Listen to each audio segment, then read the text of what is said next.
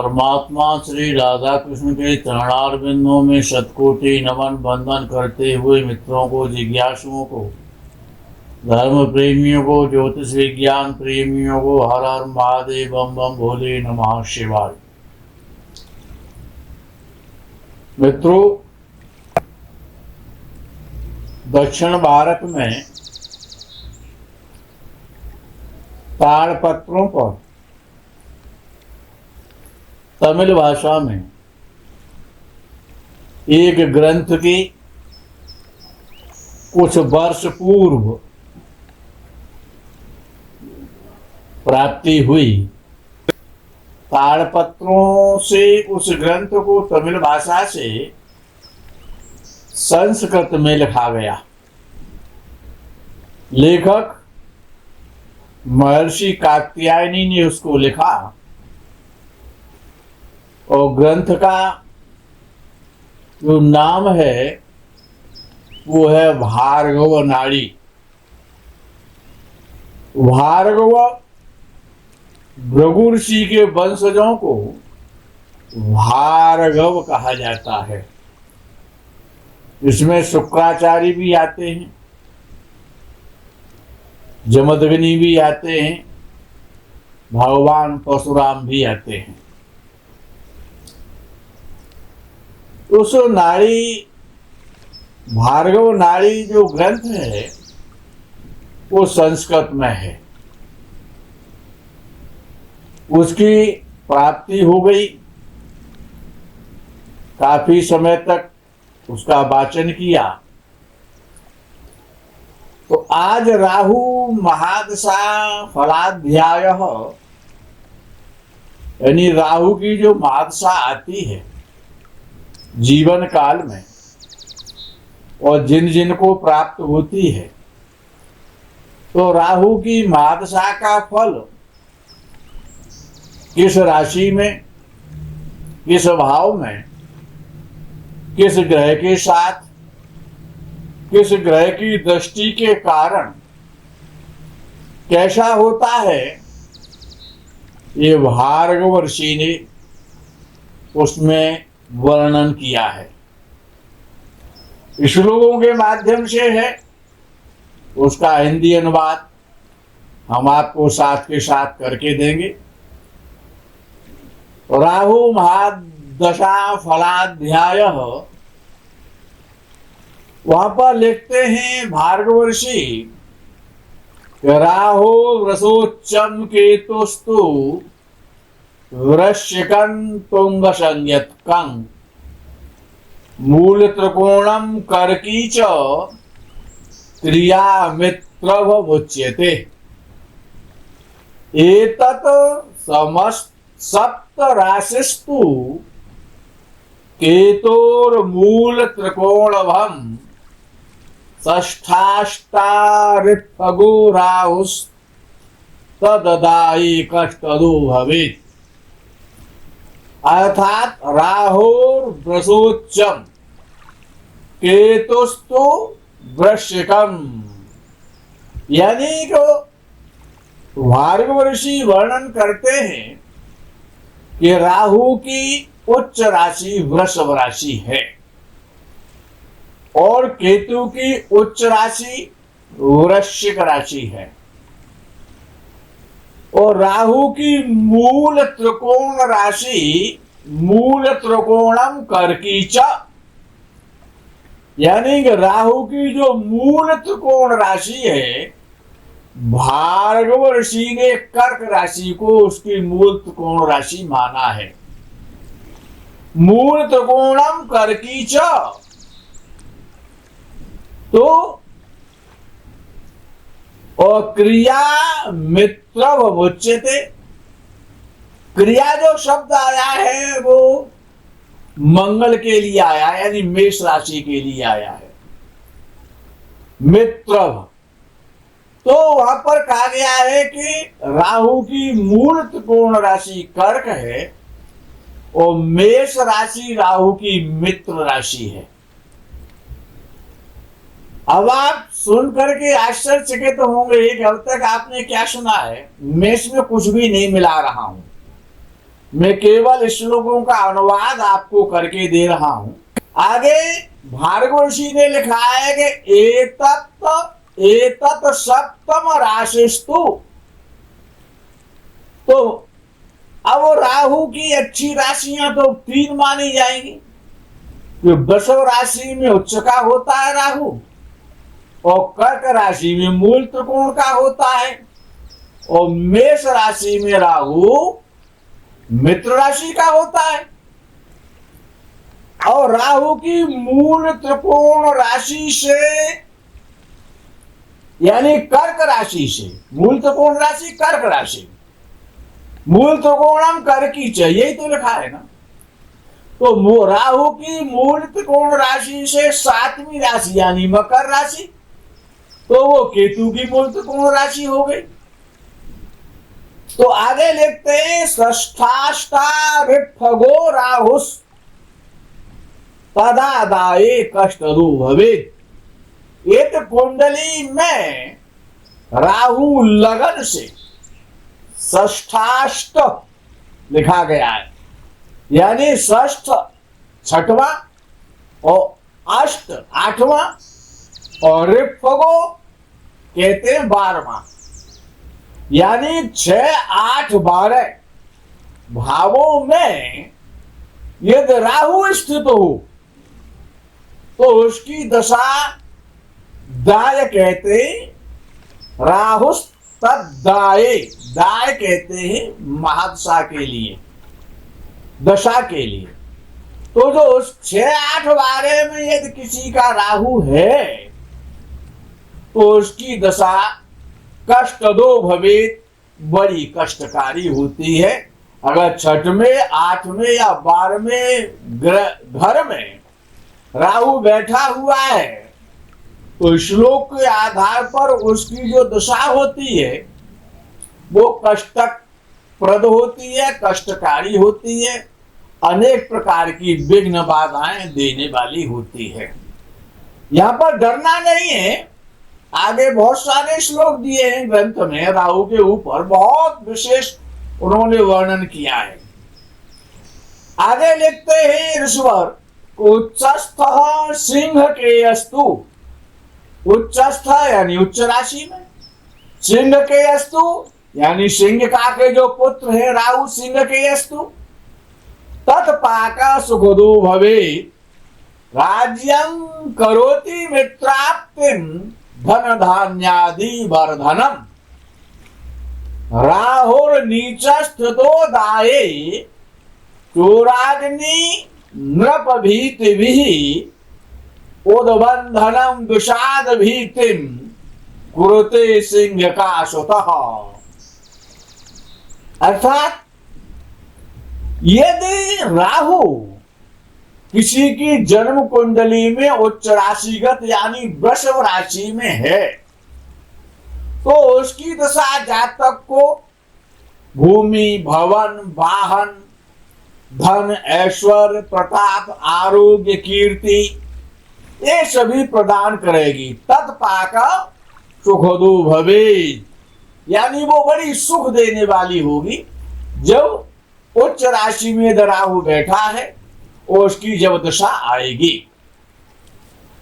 और ऐसा लिखा राज्यम करोति मित्राप्तिम, यानी जो राजयोग हैं, जो राज्य प्राप्ति के योग, राजयोग का मतलब राज्य को जो प्राप्त कराने वाले योग होते हैं, राजाओं के समान सुख को देने वाले जो होते हैं उन्हीं को राजयोग कहा जाता। तो राज्यम करोति यानी राज्य की प्राप्ति कराते हैं, धनवान, ऐश्वर्यवान, मित्रवान, मित्राप्तिम धन धान्यादि वर्धनम, धन धान्य, भूमि, भवन, वाहन इन सब की वृद्धि होती है, इन सब को बढ़ाने वाली होती है जब उच्चस्थ राहु की दशा आती है।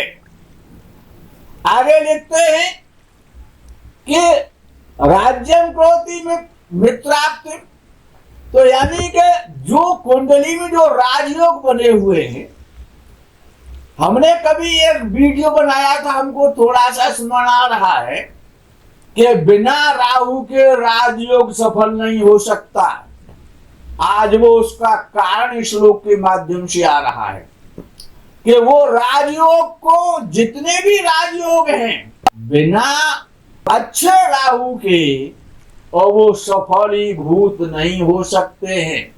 वो राजयोग को सफल करता है राहु अपनी दशा काल में, एवं जातक के मित्रों की संख्या को बढ़ाता है, शत्रुओं का नाश करता है, धन धान्य की समृद्धि की, ऐश्वर्य की वृद्धि होती है।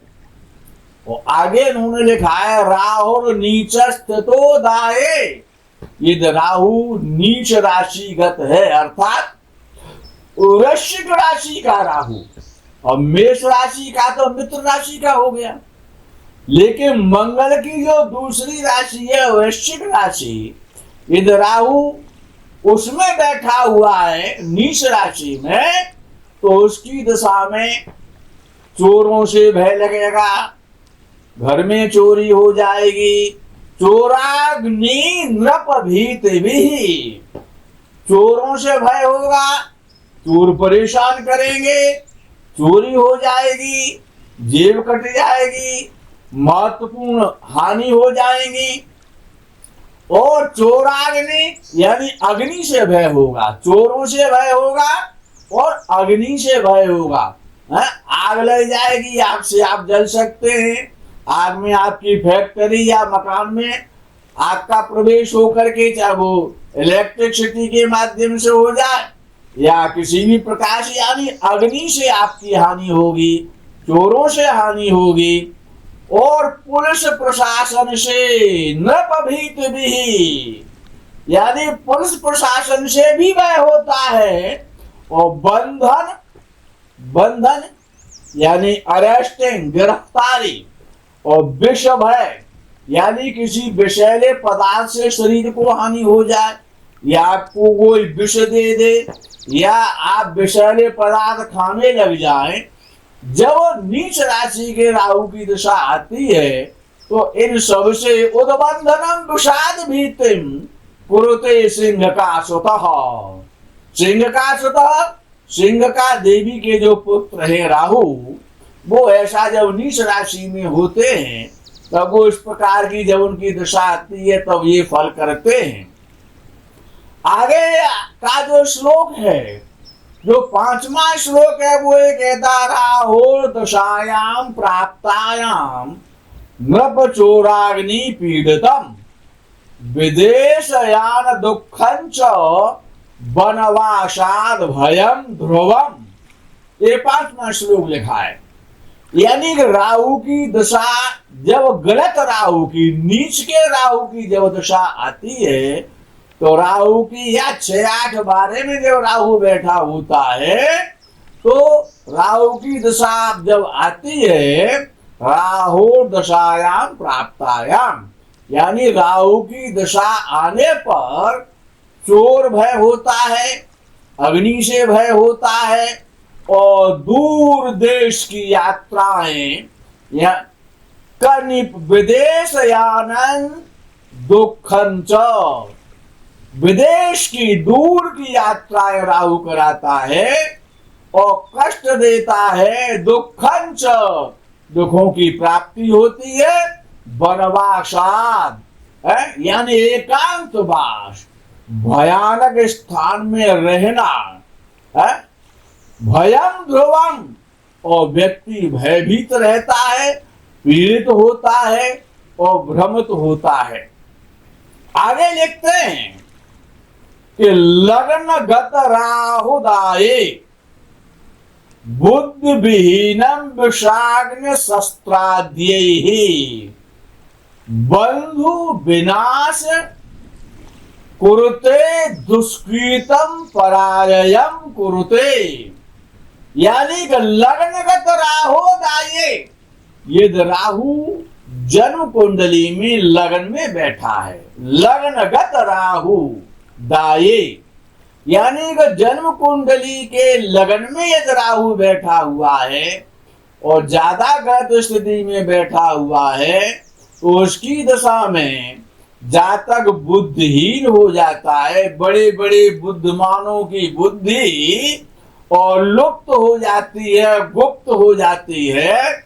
और जैसे मूर्ख और बुद्धिहीन लोग काम करते हैं, इस प्रकार से व्यक्ति काम करता है और भ्रमित हो जाता है, भ्रम का शिकार हो जाता है, डाउटफुल हो जाता है। नृप चोराग्नि बुद्धि विहीनम विषाग्नि शस्त्राद्य ही। विष, अग्नि और शस्त्र से ऐसे व्यक्ति के शरीर को कष्ट होता है जिसका राहु लगन में बैठता है। या बंधु विनाशम कुरुते दुष्कीर्तम पराजयम कुरुते, यानी कि मस्तिष्क पर आघात होता है, कोई चोट लगती है या कहीं से गिर जाता है या कोई उस पर प्रहार करता है। आघात लगने से जो सोचने की जो शक्ति है, जो कभी कभी व्यक्ति डिप्रेशन में आ जाता है और कोमा में चला जाता है। जब व्यक्ति कोमा में जाता है तो वहां पर चेतना नष्ट हो जाती है। बुद्धि विनाश कृतम दुष्कृतम पराजयम कुरुते, तो अर्थात मस्तक पर आघात लगने से, मस्तक में आघात लगने से चेतना लुप्त हो जाती है, चेतना कमजोर हो जाती है और बंधुओं का, मित्रों का विनाश होता है। यानी कि वो भी विपरीत काम करने लग जाते हैं और जो बंधु और मित्र होते हैं वो भी शत्रुवत हो जाते हैं और चारों ओर से जातक की दुष्कीर्ति, अपयश फैलने लगता है और उसकी हर काम में पराजय होती है। पराजयम कुरुते। आगे का जो 7वां श्लोक लिखा है उन्होंने भार्गव नाड़ी में, वह राहुर दशायाम धन राश सस्यै राज्ञा च वित्तं ह्रियते विशेषात् कुभोजनम कुत्सित राज सेवनम मनोविकारम तुरतम प्रकोपम। जब राहु किसी के द्वितीय भाव में बैठा हो, न उच्च का हो, न मित्र राशि का हो, न मूल त्रिकोण राशि का हो, तो क्या परिणाम होता है?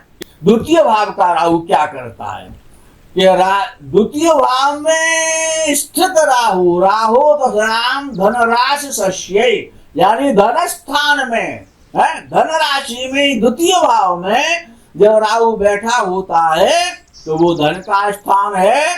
तो राज्ञा च वित्तं ह्रियते विशेषात्, तो यानी सरकार के द्वारा, गवर्नमेंट के द्वारा, व्यक्तियों के द्वारा, शत्रुओं के द्वारा, मूर्खता के काम करने के द्वारा और व्यक्ति का धन का हरण हो जाता है, धन खत्म हो जाता है, धन की चिंताएं बढ़ जाती हैं।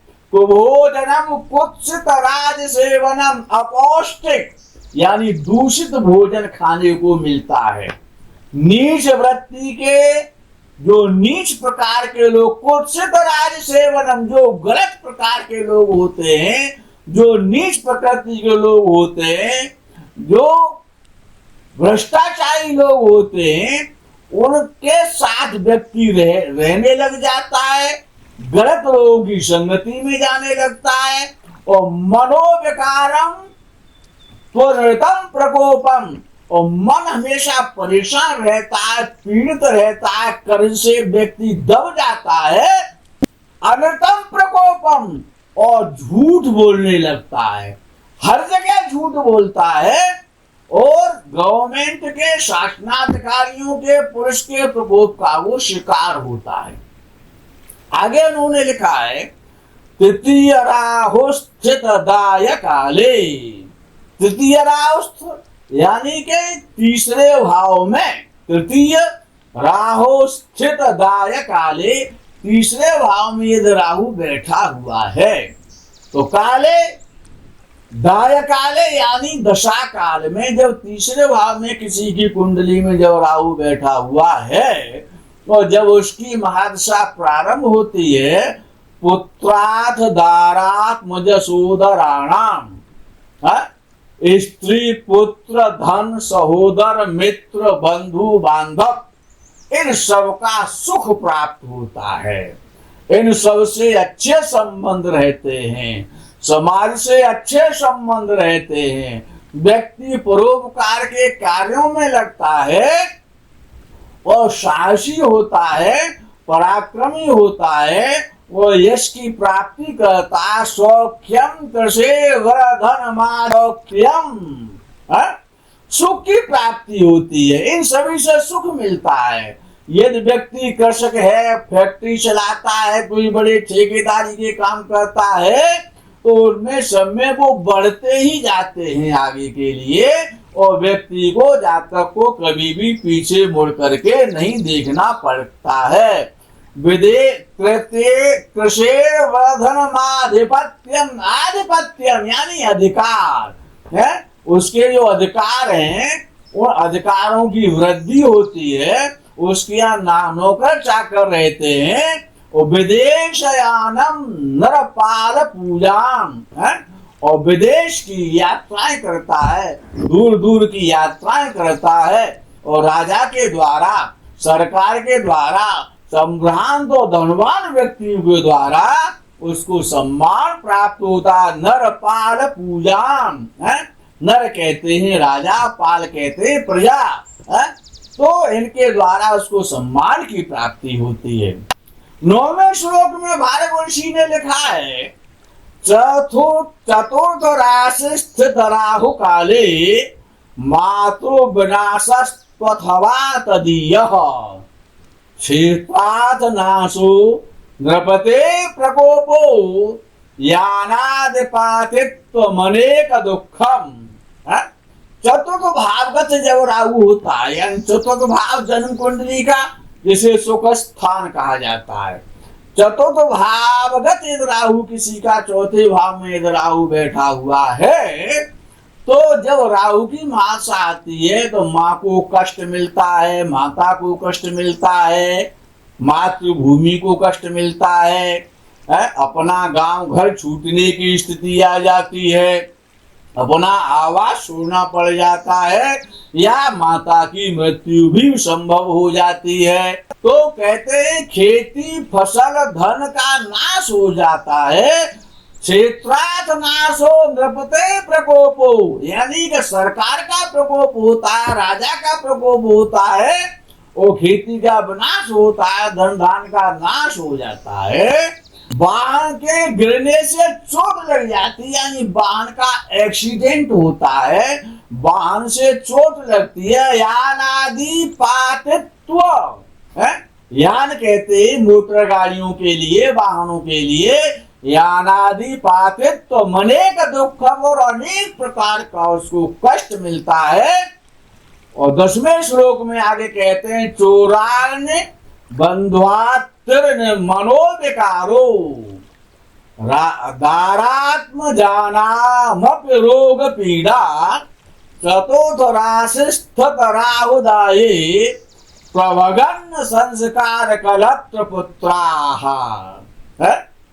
तो आगे उन्होंने लिखा है कि खेती की फसल है, ये सारी प्रकोप राजा के द्वारा होते हैं, खेती नष्ट हो जाती है, धन धान की हानि होती है, वाहन से चोट लगती है, वाहन का एक्सीडेंट होता है, और अनेक प्रकार के दुख प्राप्त होते हैं। चोराग्निबद्ध्वा मनोविकारो, चोरों से, शत्रुओं से, मक्कारों से, भ्रष्टाचारियों से, अग्नि से, इन सब से पीड़ा होती है। और स्त्री और पुत्र, बंधु बांधव, मित्रों से भी कष्ट मिलता है, इनसे भी मन पीड़ित होता रहता है।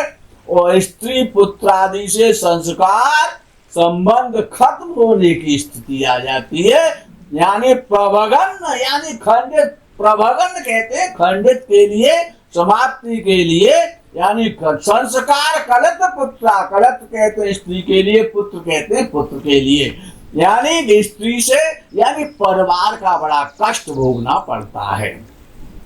11वें श्लोक में लिखा है, नो बुद्धि भ्रमो भोजन शौखिनाशो विद्या विवाद कलहस्य दुःखम कोपो नरेन्द्रस्य सुतस्य नाशो राहु सुतस्थस्य दशा विपाके। यानी जब पंचम भाव में राहु बैठा है, तो पंचम भावस्थ राहु की जब दशा आती है तो जातक का बुद्धि भ्रम हो जाता है, जातक उल्टे सीधे काम करने लग जाता है। और क्योंकि पंचम भाव पेट का स्थान है, तो फिर खाया पिया पचता नहीं है, यानी उदर विकार रहता है, पेट में परेशानी रहती, पेट में। और पंचम भाव विद्या का स्थान है, विद्या विवाद उन्होंने लिखा है, विद्या से संबंधित परेशानी आती है, पढ़ने में मन नहीं लगता है। कलहस्य दुखम, और कलह क्लेश में जीवन हो जाता है, व्यक्ति परेशान रहता है, दुख मिलता है। और जहाँ पर पुत्र प्राप्ति होनी होती है वहां पर पुत्र की हानि होती है, पुत्रों से चिंता होती है, संतान से व्यक्ति पीड़ित होता है। और कोपो नरेंद्रस्य, ये भी लिखा है, कोपो नरेंद्रस्य सुतो सुतस्य नाशो राहो सुतस्थस्य दशा विपाके। पुत्र हानि होती है और सरकार के द्वारा, गवर्नमेंट के द्वारा, राज्याधिकारियों के द्वारा, और व्यक्ति का धन का नाश होता है, इनका प्रकोप झेलना पड़ता है। मित्रों, वीडियो बड़ा हो जाएगा, श्लोक अभी 11 ही हुए, 11 श्लोकों का आपको अर्थ सुनाया है। आगे के श्लोकों का यदि आप लोग चाहेंगे कमेंटमेंट के माध्यम से हमको सूचित करें तो आगे के श्लोकों का बहुत सुंदर लिखा है, आगे उन्होंने बहुत कुछ लिखा है, पूरा एक ग्रंथ है, उस पर हम आपको व्याख्या देंगे। तब तक के लिए हर हर महादेव, बम बम भोले, नमः शिवाय, जय गो माता दी।